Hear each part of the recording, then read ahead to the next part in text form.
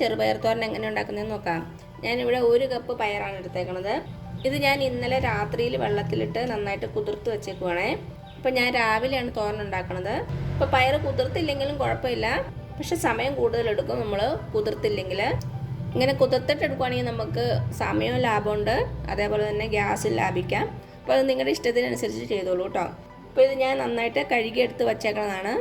ഇനി നമുക്കൊരു പാത്രത്തിലേക്ക് ഇട്ട് നന്നായിട്ട് വേവിച്ചെടുക്കാം. അപ്പോൾ എന്താ, ഞാനൊരു പാത്രം വെച്ചിട്ടുണ്ട്. നമുക്കതിലേക്ക് നമ്മുടെ പയറിട്ട് കൊടുക്കാം. നമ്മുടെ പയറിന് ആവശ്യമായിട്ടുള്ള ഉപ്പ് ചേർത്ത് കൊടുക്കാം. അതേപോലെ തന്നെ ആവശ്യത്തിന് വെള്ളം. നമ്മൾ നേരത്തെ പയർ കുതിർത്ത കാരണം ഞാൻ പയറിൻ്റെ മുകളിൽ നിൽക്കാവുന്ന അത്രയും വെള്ളം മാത്രമേ ഒഴിച്ചിട്ടുള്ളൂ. നിങ്ങൾ കുതിർക്കാത്ത പയറാണെങ്കിൽ കുറച്ച് കൂടുതൽ വെള്ളം എടുക്കണേ. നമുക്ക് തീ കത്തിച്ച് ഒരു മീഡിയം ഫ്ലെയിമിൽ വെച്ച് നിന്ന് വേവിച്ചെടുക്കാം. ഒത്തിരി അങ്ങ് വെന്ത് കുഴഞ്ഞു പോകരുത്, പക്ഷെ നന്നായിട്ട് വേവുകയും ചെയ്യണം. ആ പരുവം നോക്കിക്കോണേ. നീ ഇത് അടച്ചു വെച്ച് കൊടുക്കാം. അപ്പോൾ ഇതെവിടെ ഇരുന്ന് വേവട്ടെ. നമ്മുടെ പയർ നന്നായിട്ട് തിളച്ചിട്ടുണ്ട്.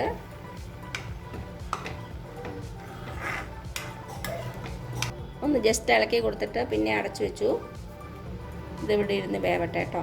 അപ്പോൾ നമ്മുടെ പയർ വേവണ സമയം കൊണ്ട് നമുക്കിതിൻ്റെ അരപ്പ് റെഡിയാക്കി എടുക്കാം. അതിന് വേണ്ടി ഞാനിവിടെ ഒരു 2 പച്ചമുളക് എടുത്തിട്ടുണ്ട്. അത് നിങ്ങളുടെ എരിവിനനുസരിച്ച് എടുത്തോണേ. പിന്നെ ഒരു 4 ചെറിയ ഉള്ളി, ഒരു 2 വെളുത്തുള്ളി, ഒരു 1/4 ടീസ്പൂൺ ജീരകം. ഇതെല്ലാം കൂടി നമുക്കൊന്ന് ജസ്റ്റ് ചതച്ചെടുക്കണം. ഒരു മിക്സി ബൗളിലിട്ട് ചതച്ചാൽ മതി, അല്ലെങ്കിൽ നമ്മുടെ ഇടിക്കുന്ന സംഭവത്തിലിട്ട് നന്നായിട്ട് ക്രഷ് ചെയ്തെടുത്താലും മതിയേ. അപ്പം ഞാനൊരു മിക്സി ബൗൾ എടുത്തിട്ടുണ്ട്. അതിലേക്ക് നമുക്ക് മുളകൊന്ന് കട്ട് ചെയ്തിട്ട് കൊടുക്കാം. അതേപോലെ തന്നെ ചെറിയ ഉള്ളിയും കട്ട് ചെയ്തിട്ട് കൊടുക്കുവാണേ. വെളുത്തുള്ളി ഇട്ട് കൊടുക്കാം. ജീരകം, ഇതെല്ലാം കൂടി ചേർത്ത് നന്നായിട്ടൊന്ന് ചതച്ചെടുത്തിട്ട് വരട്ടെ. അപ്പം ഞാൻ അതെല്ലാം കൂടി നന്നായിട്ട് ക്രഷ് ചെയ്തെടുത്തിട്ട് വന്നിട്ടുണ്ട്. പിന്നെ ഞാൻ എടുത്തേക്കുന്നത് ഒരു 1/4 കപ്പ് തേങ്ങയാണ്. ഇതിലേക്ക് നമുക്ക് നമ്മുടെ മിക്സ് ചേർത്ത് കൊടുക്കാം.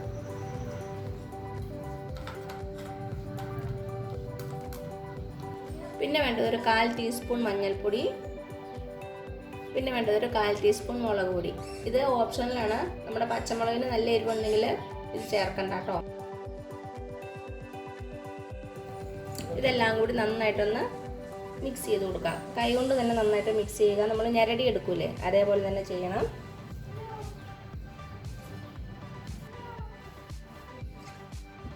അപ്പോൾ ഇതെല്ലാം കൂടി നന്നായിട്ട് മിക്സ് ആയിട്ടുണ്ട്. ഇനി നമുക്ക് നമ്മുടെ പയറിലേക്ക് ഇട്ട് കൊടുക്കാം. അപ്പം നമ്മുടെ പയറൊക്കെ നന്നായിട്ട് വെന്തിട്ടുണ്ട്. വെള്ളമൊക്കെ വറ്റി ആവശ്യത്തിന് വെന്തിട്ടുണ്ടോ, അങ്ങ് കുഴഞ്ഞു പോയിട്ടുമില്ല. ഇനി നമുക്കിതിലേക്ക് അരപ്പ് ചേർത്ത് കൊടുക്കാം. ഇതിൻ്റെ നടുക്കിട്ട് കൊടുക്കാവേ.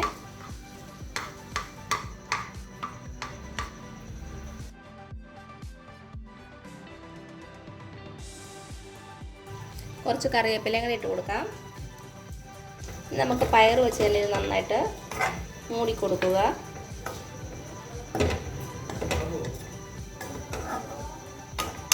തീ നന്നായിട്ട് സിമ്മിലാണ് വെച്ചേക്കണത്.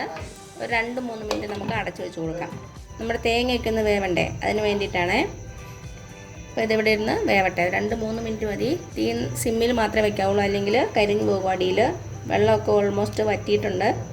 ഇപ്പോൾ 2-3 മിനിറ്റ് ആയിട്ടുണ്ട്. നമുക്ക് തുറന്ന് നോക്കാം. നന്നായിട്ട് മിക്സ് ചെയ്ത് കൊടുക്കുക.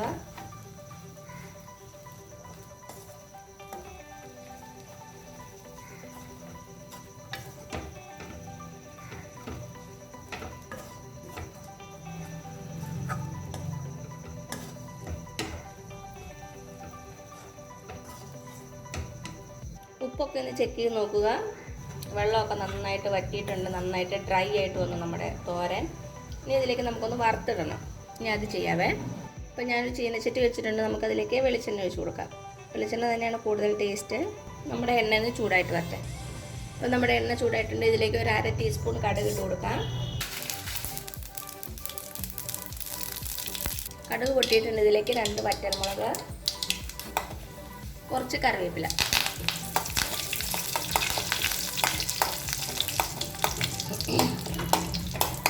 ഇത് നമുക്കിനി നമ്മുടെ തോരനിലേക്ക് ഇട്ട് കൊടുക്കാം.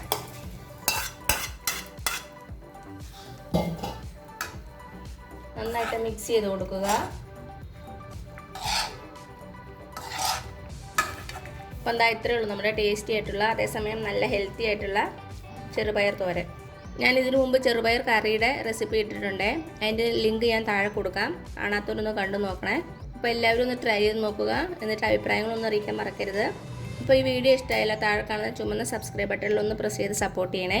അപ്പോൾ അതിൻ്റെ തൊട്ടടുത്തൊരു ബെല്ലൈക്കൺ വരും. അതും കൂടെ പ്രസ് ചെയ്ത് ഓൾ എന്നുള്ള ഓപ്ഷൻ കൊടുക്കുക. ഇനി പുതിയൊരു വീഡിയോ ആയിട്ട് വരുന്നവരേക്കും thank you so much. By.